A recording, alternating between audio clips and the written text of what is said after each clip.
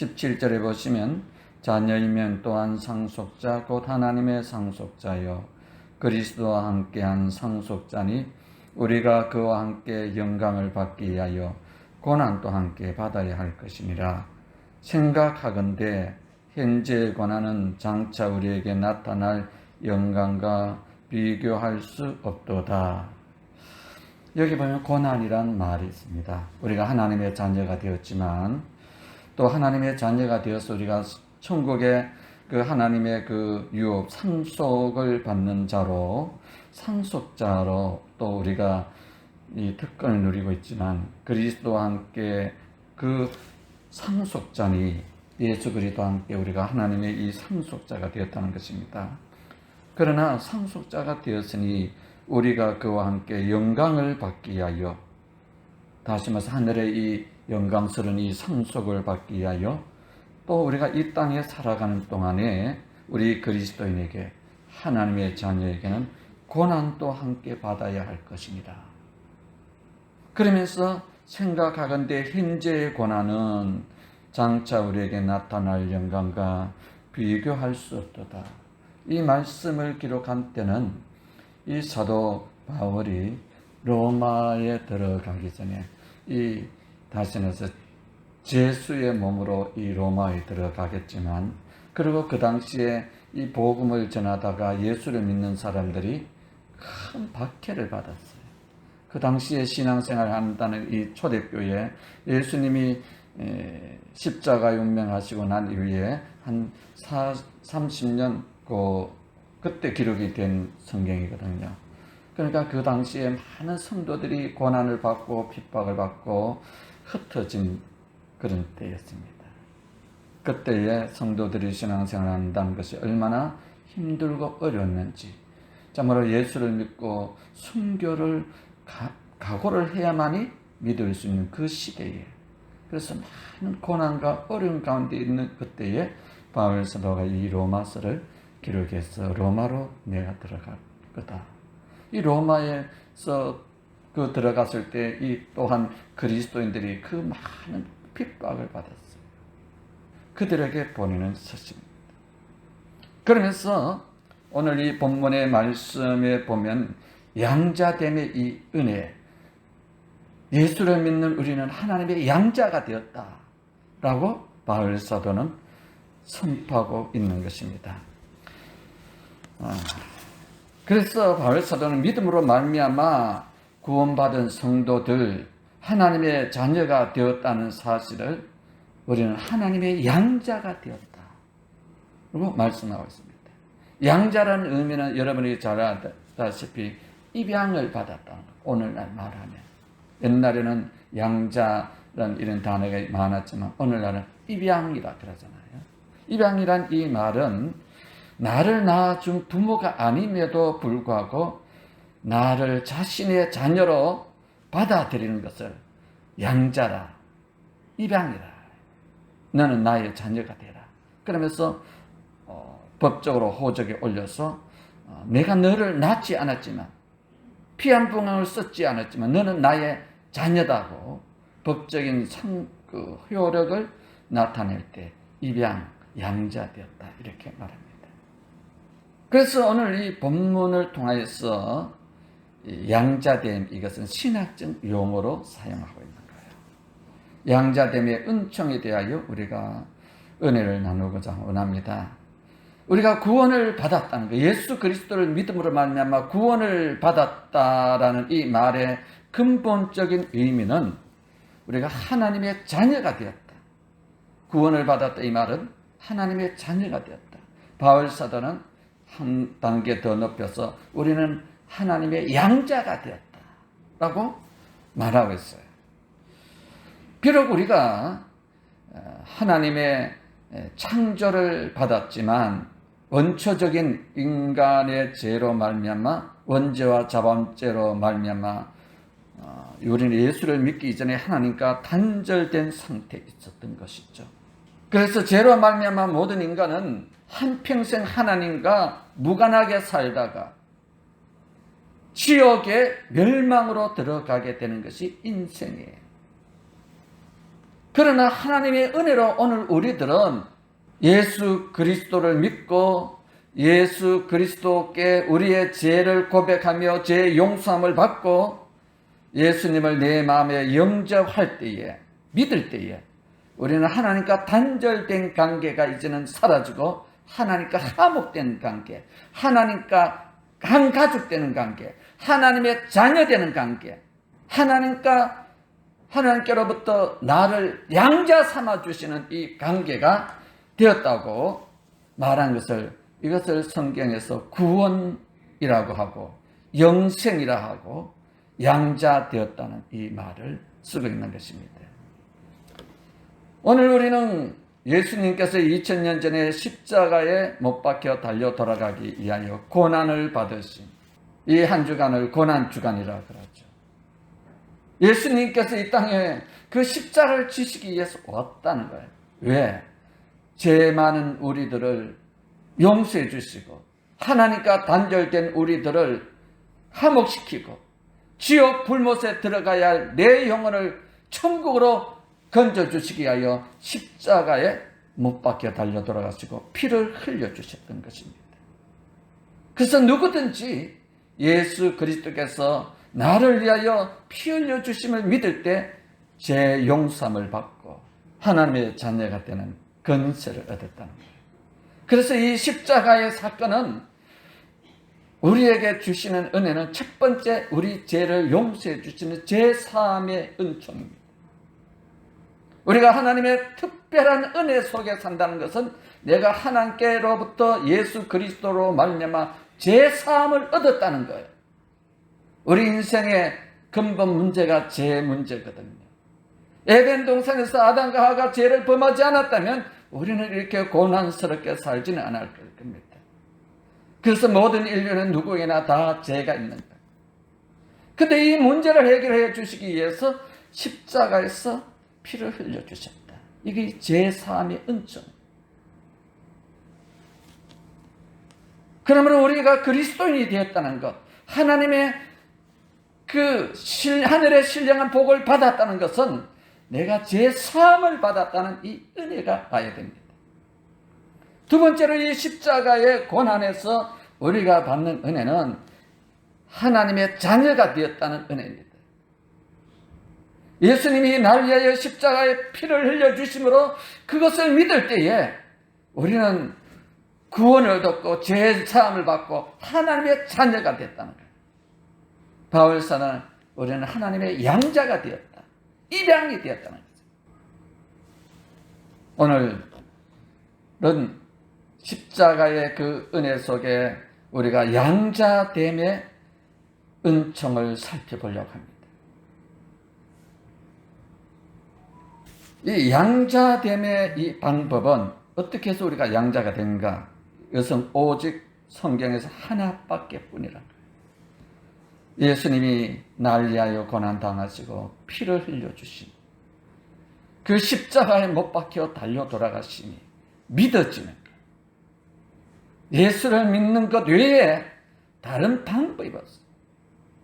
오직 예수 믿는 것 외에 다른 방법으로 양자가 되는 방법이 없다는 거예요. 그래서 우리는 예수 그리스도를 나의 구주로 영접하고 나를 위하여 십자가에 고난받으시고 내 죄 문제를 해결하기 위하여 피를 흘려주셨으니 우리는 그냥 믿기만 하면 된다는 거예요.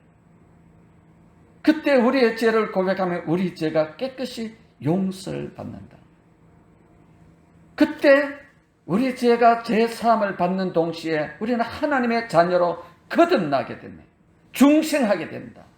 그리고 중생하는 순간에 우리는 예수 그리스도와 함께 연합이 되고 주님은 내 안에 나는 주님 안에 하나님을 아바 아버지라고 부를 수 있는 은총이 임하게 된다.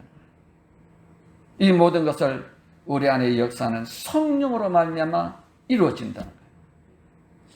그래서 요한복음 1장 12절에 영접하는 자, 곧 그 이름을 믿는 자들에게는 예수의 이름을 믿는 자들에게는 하나님의 자녀가 되는 권세를 주셨다.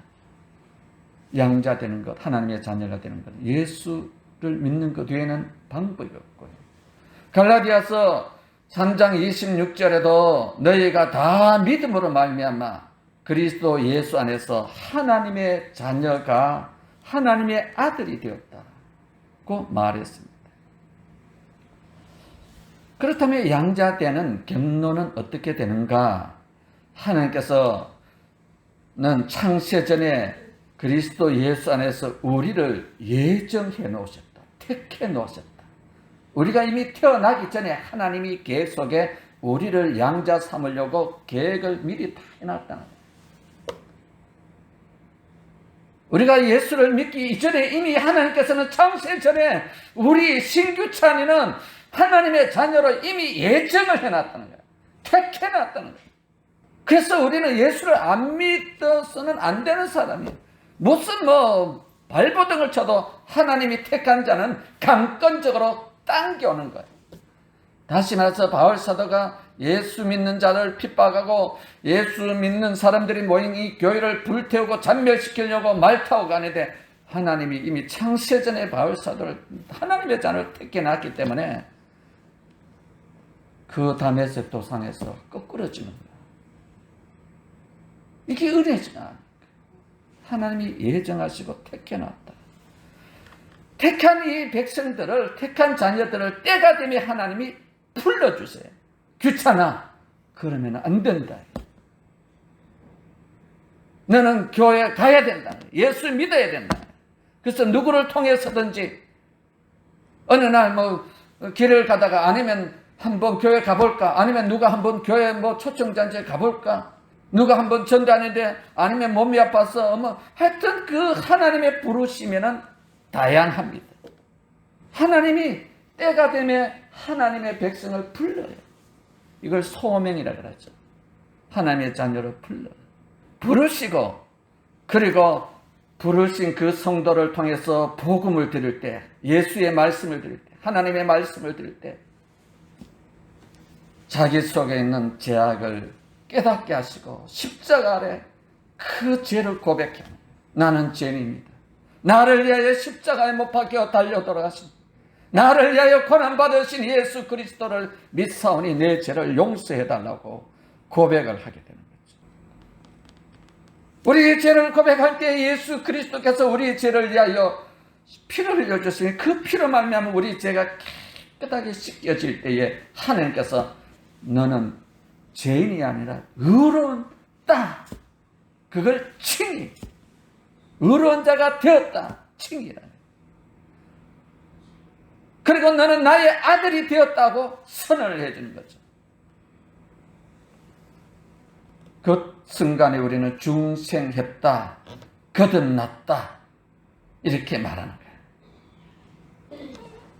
우리가 다시 태어났다, 다시 살았다, 중생.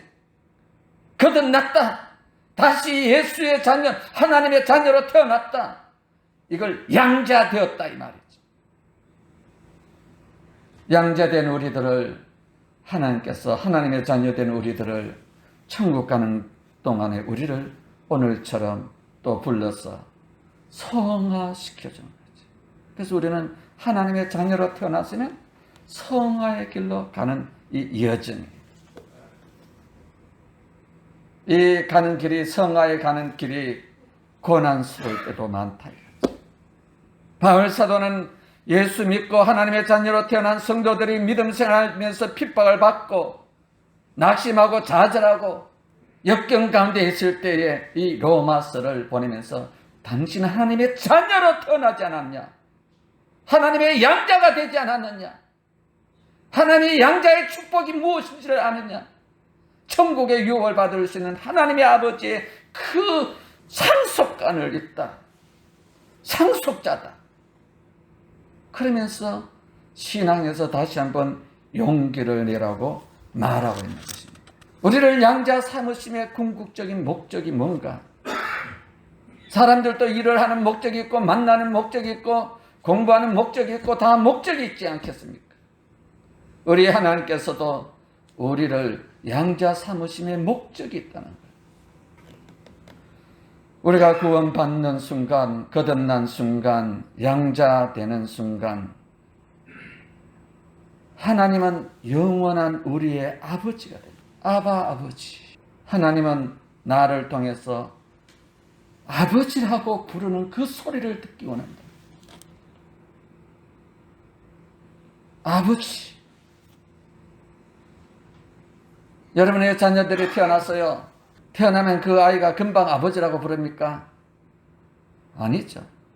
젖을 먹고 마린 자리, 진자리 갈아 눕히고 그래 되면 얘가 어느 날 아빠라 하든지 엄마라 하든지 제일 처음 나온 단어가 엄마입니까? 엄마. 나를 낳아주신 그 엄마가 제일 먼저 한다고요. 엄마. 그럼 엄마 다음에 뭘 합니까? 아빠라고 그래요. 아빠.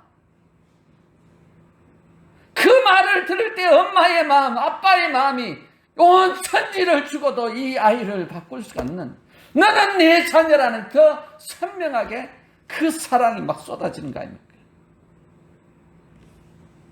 아빠 소리 한 번 듣기 하여, 엄마 소리를 듣기 하여, 그렇게 엄마는 365일 진자리 마른자리 가르면서 그렇게 키운 거 아닙니까?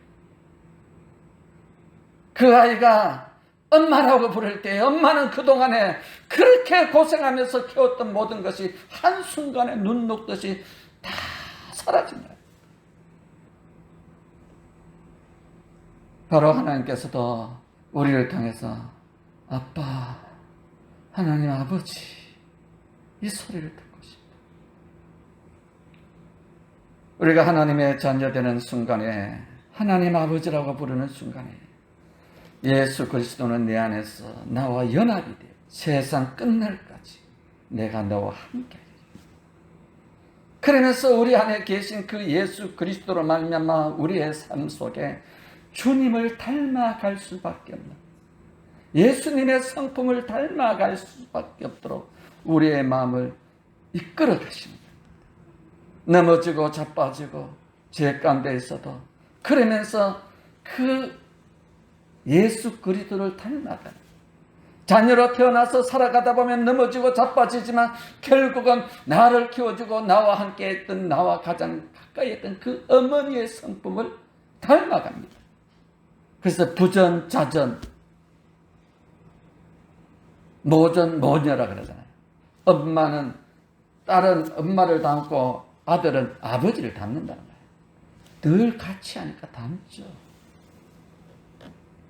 성령님이 나와 함께 하니까, 하나님 아버지와 나와 함께 하니까, 세상 끝날까지 나와 동행하겠다니까 주님을 닮아갈 수밖에 없습니다. 이걸 성화되어 간다. 우리를 거듭나게 해주신 하나님은 우리로 하여금 예수를 닮아가라고 그 목적을 두고 있어요. 그렇다면 우리가 양자 되었다는 이 확신이 어떻게 갖게 되는가? 증거는 뭐냐? 로마서 8장 15절에 너희는 다시 무수하는 종의 영을 받지 아니하고 양자의 영을 받았으므로 우리가 아빠 아버지라고 부르지니라.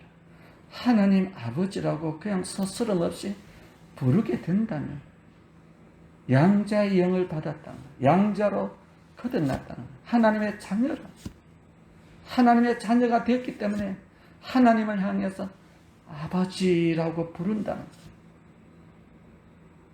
하나님을 향해 아버지라고 안 넣는다면 오늘 이 시간에 거듭나고 구원받는 역사, 예수 그리스도가 내 안에 능력으로 역사하시고 하나님의 자녀로 탄생되는 그런 은총이 있길 원합니다. 그래서 기도는 하나님 아버지, 그렇게 부르는 게 기도예요. 내가 몸이 아파요 아버지. 이 세상의 부모들도 아버지 하면, 아버지가 된 분은 자식에게 얘를 뭐 때문에 날 부르지? 그래, 왜 불렀니? 그럼 묻잖아요. 그래, 뭐가 필요하니? 돈 얼마? 그 자식이 아버지라고 부르면서 구하면 그 세상의 부모도 자식에게 주지 않겠냐? 내가 거듭나고 날 위하여 십자가에 못 박혀 달려 죽기까지 나를 사랑해 주신 그 예수의 이름으로 우리가 기도할 때 주님은 우리에게 기도 응답이 있다고 약속해 주셨습니다. 이 고난 주간에 여러분이 어느 곳에서 기도하든지 기도 응답이 꼭 있는 복된 한 주간 되기를 주의 이름으로 축원드립니다. 두 번째로 우리가 양자가 되었다는 이 사실은 로마서 8장 16절에 말합니다. 성령이 친히 우리의 영과 더불어 우리가 하나님의 자녀인 것을 증거하시나니, 성령님이 친히 우리 안에서 우리로 하여금 확신해 주는데 너는 하나님의 자녀가 된 것 맞다. 성령님이 감동해 준다는 거예요. 예수 그리스도께서 나를 위하여 십자가에 못 박혀 달려 돌아가는 것이 성령님이 믿게 해주실 뿐 아니라 내 죄가 용서받았다는 것 확신도 성령님이 확신을 주실 뿐 아니라 성령님이 이 말씀을 들을 때 그래 너는 하나님의 자녀로 거듭났어. 하나님의 양자야. 하나님이 너를 위하여 대신 죽은 거야. 너는 천국의 그 상속자야. 성령님이 우리 안에 친히 증언하신다. 하나님의 아버지라고 믿어지게 해주신다. 혹시 못 믿으신 분 있으면 손 들어보세요. 믿어지지 않는 걸 어떻게 믿겠습니까? 하지만 성령님이 감동을 해준다. 세 번째로 로마서 8장 14절에 보면 무릇 하나님의 영으로 인도함을 받는 사람은 곧 하나님의 아들이라. 성령님이 우리 안에서 우리 인생의 가는 길을 인도해 주신다. 이것이 하나님의 자녀됨의 확신이다. 아직도 그런 느낌이 없다 할지라도 성령님이 내 인생을 이끌어 가시는 것이 느껴질 때가 있을 것입니다. 그 날이 먼 날이 되기 전에 하루빨리 오늘 이 교회에 온 것도 성령님이 나를 이끌어 주셨구나. 내가 우리 남편을 만난 것도 다 하나님께서 만나게 해주셨구나. 우리 가정의 귀한 자녀들도 하나님이 우리 가정에 정말 이 자녀를 주셨구나. 성령님이 내 인생을 이끌어가고 있음을 고백하게 된다. 이것이 하나님의 자녀된 양자가 되었다는 확신이랍니다. 그러면 우리가 하나님의 자녀가 되었으니 양자가 되었으니 그 결과가 무언가? 로마서 8장 15절에 보니까 너희는 다시 무수하는 종의 영을 받지 않고 양자의 영을 받았다. 하나님의 자녀가 되는 하나님의 영이 우리 안에 거하신다. 종의 영이 아니라 하나님의 자녀의 영이 왔다는 거예요. 구약은 그 당시에는 그 율법주의, 종은 그 주인 앞에 늘 두렵고 떨리잖아요.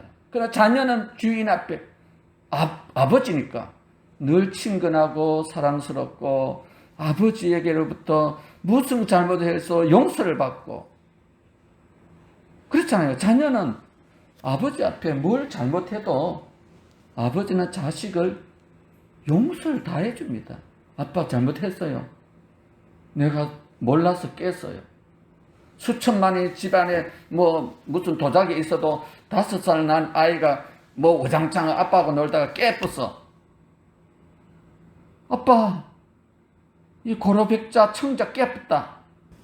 그러면 어느 아빠가 이놈 자식 이게 얼마짜린데 그러면서 그 아이를 그 귀한 그 5살 난 아이를 그냥 막 그런 사람이 됐겠어요. 물론 나쁜 개 중에 있을지 모르지만 거의 99%의 아버지는 아유 괜찮아. 다시 돈 벌어서 사놓으면 되니까. 너 안 다쳤니? 발 안 깨졌니? 너 손 피 안 나니?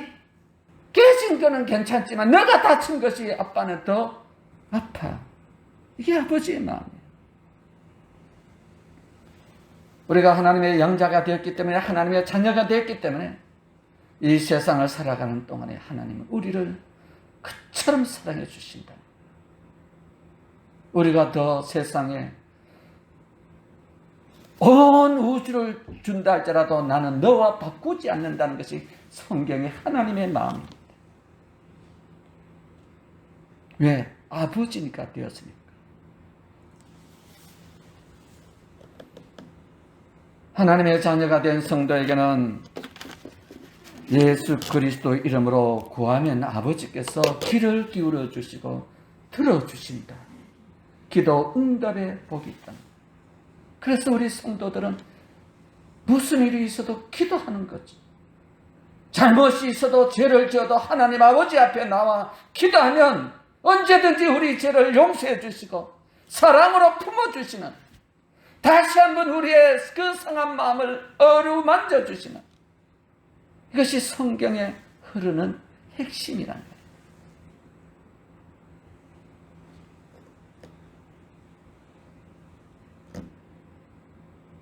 종은 잘못하면 꾸중을 듣고 너는 죽어 하면서 그 당시에 노예들은 주인이 생명을 끊어도 무방하는 그 권한이 있어요.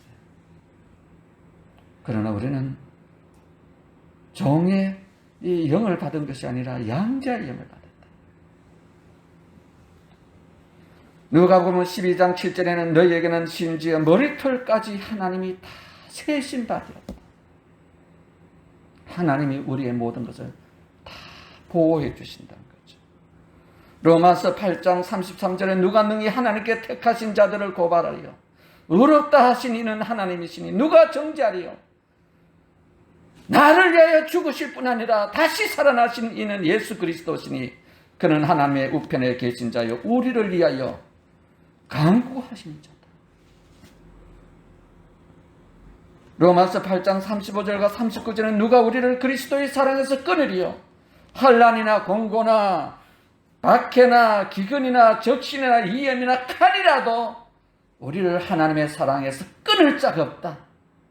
바울 사도는 고난받고 힘들어하고 신앙생활을 하는데 어려움이 있는 이 성도들 향해서 너는 하나님의 양자가 아니냐, 그 말을 해주고 있는 거예요.